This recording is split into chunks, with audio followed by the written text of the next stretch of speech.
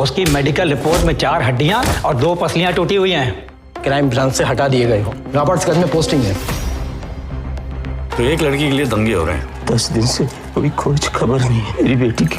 तो फाइनली दोस्तों आज की इस वीडियो में बात करने वाले हैं मूवी रिव्यू भागवत चैप्टर 1 राक्षस मूवी के बारे में। जी हाँ दोस्तों, इसमें स्टार कास्ट है अरशद वारसी, जितेंद्र कुमार, आयशा कदुस्कर, तारा अलीशा बेरी। जी हाँ दोस्तों, क्राइम थ्रिलर हमेशा से फिल्मकारों और दर्शकों का पसंदीदा जानर रहा है। उस पर जब यह किसी सत्य घटना पर आधारित हो तो मेकर्स के लिए सहूलियत बढ़ जाती है। कदरन नए निर्देशक अक्षय सेठ भागवत चैप्टर 1 राक्षस के जरिए सच्ची घटनाओं के प्रेरित एक ऐसी ही अपराध कथा लेकर आए हैं जो शुरुआत में एक सधे और बंधे हुए जुर्म की दास्तान देने का वादा करता है, मगर जैसे जैसे कहानी आगे बढ़ती है यह कुछ अरसा पहले ओटीटी पर आई वेब सीरीज दहाड़ की कमजोर काफी साबित होती है। तो दोस्तों भागवत चैप्टर 1 राक्षस की कहानी के बारे में जानेंगे। फिल्म की शुरुआत होती है सख्त लेकिन ईमानदार पुलिस अफसर विश्वास भागवत से। एक ऐसा इंसान जिसका अतीत दर्दनाक है और जिसने उसी दर्द को अपनी ताकत बना लिया है। इसी वजह से वह अपने काम में बेहद अनुशासन प्रिय और अपराधियों के प्रति निर्मम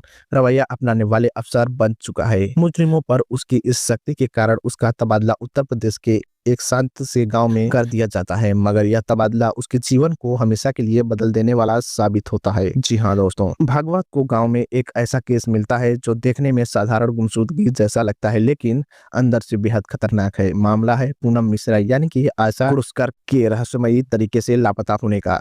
जी हाँ दोस्तों, जैसे जैसे जांच आगे बढ़ती है यह एक लड़की की गुमशुदगी से निकलकर कई लड़कियों के अचानक गायब हो जाने की कड़ी में बदल जाता है। धीरे धीरे विश्वास भागवत एक ऐसे सिलसिलेवार अपराध के जंगल में उतरता है जो वर्षों से अंधेरे में पल रहा था। जांच जितनी गहरी होती जाती है उलझता जाता है लेकिन अंततः सारे सुराग शख्स की ओर ले जाते हैं। तो दोस्तों कहानी के दूसरे मोर्चे पर यह अपराधी है जो खुद को प्रोफेसर कहलवाता है। जितेंद्र कुमार जब भागवत इस केस की तरह तह तक पहुंचता है तो वह सिर्फ अपराध नहीं बल्कि एक डरावने सच, इंसानियत के नैतिक पतन और बहसीपन से आमना सामना करता है। यह सच उसे भीतर तक झकझोर देता है। मगर क्या विश्वास भागवत उन गुमशुदा लड़कियों को बचा पाएगा या नहीं? क्या वह उस खतरनाक अपराधियों को पकड़कर सजा दिला पाता है?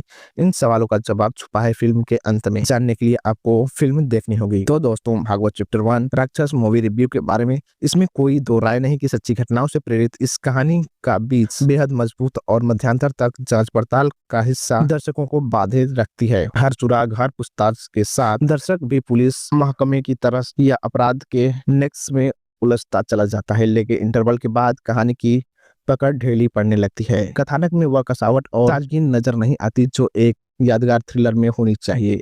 कई मोड़ स्थितियां पहले से देखी सुनी सी प्रतीत होती हैं जिससे रोमांच धीरे धीरे कम होता जाता है। धड़ा देने वाले इस अपराध के पीछे एक आम इंसान का राक्षस बन जाना भले ही समझ में आता है, मगर निर्देशक उसकी मनोवैज्ञानिक परतों को खोलने में चूक जाते हैं कि वह आखिर ऐसा क्यों बना है। यह गहराई कहानी को और भी प्रभावशाली बना सकती थी। क्लाइमेक्स का कोर्टरूम ड्रामा फिल्म की कमजोरी को और उजागर कर देता है क्योंकि इसमें न तो भावनात्मक तीखापन है और न ही तनाव का वह स्तर जो दर्शकों को सीट से बांधे रख सके। कहानी का इमोशनल आर्क भी सतही महसूस होता है जिसकी वजह से दर्शक किरदारों से गहरा जुड़ाव महसूस नहीं कर पाते।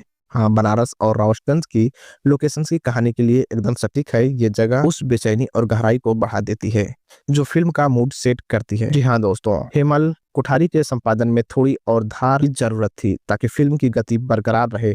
राइटिंग में भी कई जगह अड़चन महसूस होती है जो नैरेटिव को थोड़ा बोझिल बना देती है। हालांकि मंगेश धाकड़े का बैकग्राउंड स्कोर फिल्म की कमजोरियों को कुछ हद तक ढक लेता है।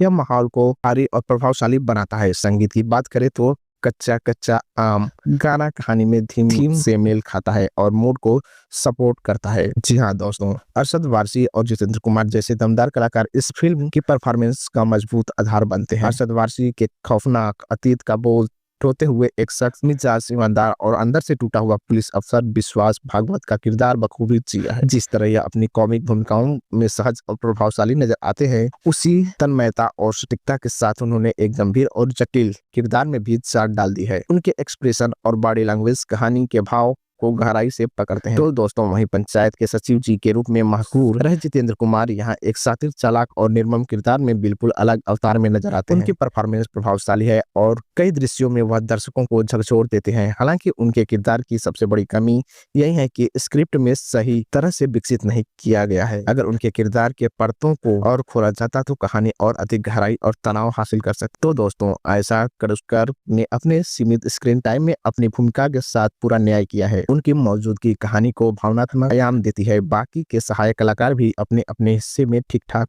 और कथा व मूड को सपोर्ट करते हैं। कुल मिलाकर परफॉर्मेंस के स्तर पर फिल्म मजबूत है। स्क्रिप्ट भी उसी मजबूती के साथ खड़ी होती। तो दोस्तों डार्क क्राइम स्टोरीज के शौकीन है तो अरशद वारसी और जितेंद्र कुमार को पसंद करते हैं तो भागवत चैप्टर 1 राक्षस को जरूर देखें। तो दोस्तों ऐसी छोटी बड़ी अपडेट्स जानने के लिए अपने चैनल रेटिंग बाजार को सब्सक्राइब अवश्य करें। मैं मिलता हूँ आपसे अगले वीडियो में। जय हिंद, जय भारत।